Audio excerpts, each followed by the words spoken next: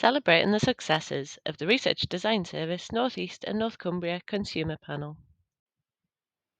The RDS NENC Consumer Panel is a group of lay people or members of the public who share their views to help improve health and care research in our region.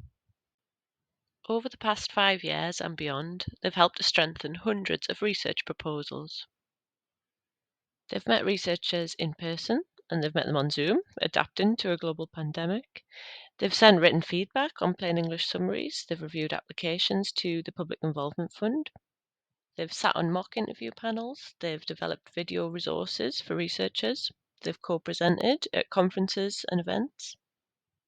They've submitted entries to our poetry and art competitions. They've taken part in training. They've offered peer mentoring to new panel members. They've put themselves forward to be part of funded research teams.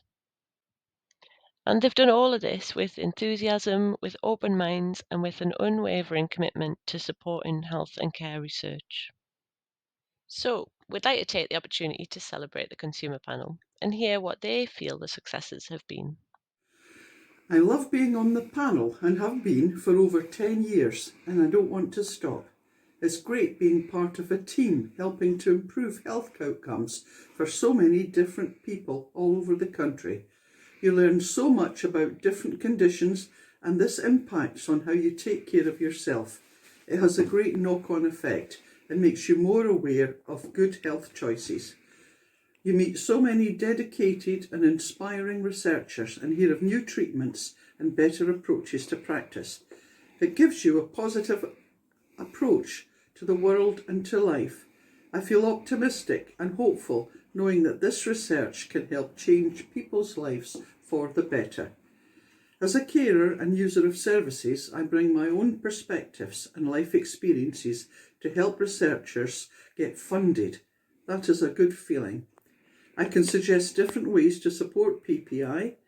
It's rewarding to hear appreciative feedback in our weekly newsletter from researchers about our panel meeting input or our online review, saying how helpful they found it. I always look forward to our interesting discussions and learning about new research. And also, I really value meeting so many committed people. It makes you feel optimistic about the world, and it's a good antidote to all the gloomy news. It's been an absolute pleasure to have been a member of the panel and to see how our role has developed over the years, from commenting on the plain English summary to having a real impact on the development of the project. Working with my fellow panel members has been a great privilege, and to have the support of a wonderful admin team who have always been efficient and very caring when dealing with sensitive subjects. It's been rewarding to see the role of the panel now being conceived as helping applicants to produce more robust applications, rather than being just another hurdle to take towards approval of their application. I'm delighted to have the opportunity to contribute to this event, even though recent hip surgery prevents me travelling to it in person. I'd like to draw attention to the wonderful way in which taking part in a consumer panel review of a proposed research project has led to my further involvement over several years in lay advisory groups, co-leading a PPIE investigation, and contributing my perspective on key learning outcomes to a national conference by video. There has been excellent scope for interweaving what I've learned from one experience to another, and sometimes it's been possible to put researchers considering similar issues or approaches in touch with each other following due process, which I found very rewarding. The two projects that I've had ongoing involvement in that I'd like to highlight have been characterised by the very personal approach of the lead professionals. Their commitment to keeping lay advisory groups members informed, to valuing what we bring to discussions, to considering and where possible acting on our feedback has in turn increased our commitment to them. I feel that our developing teamwork has had very positive impact on the research process. In 2020, I was a member of a consumer panel arranged to review Dr. Jeffrey Hogg's NIHR doctoral fellowship application.